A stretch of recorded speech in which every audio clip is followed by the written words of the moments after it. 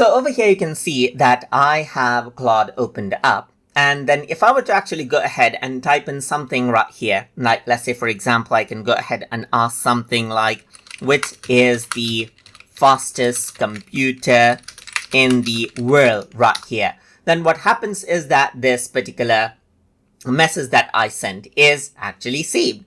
So you can see that it has says the web and answered my question right here.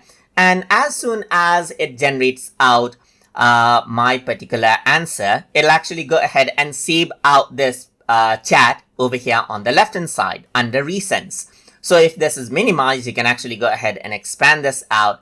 And over here on the left hand side, you can actually go ahead and see different chats that I actually saved right here. For example, I got the Python CLI right here. Then you can see that I got the homepage design right here. You got the computer presentation and so forth. So there's different chats that you can actually go ahead and then access right here.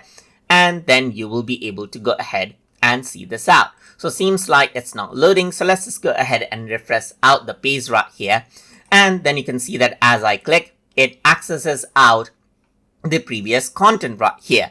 So let's just go to the Ryzen processor right here, just like this.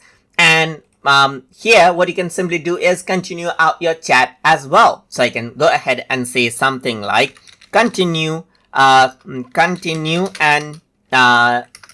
tell me more. So I can go ahead and simply say this.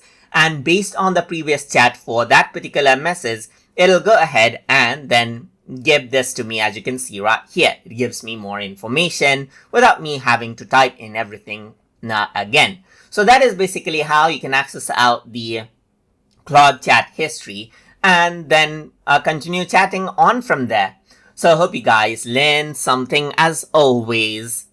And as always, please like, comment, share, and subscribe.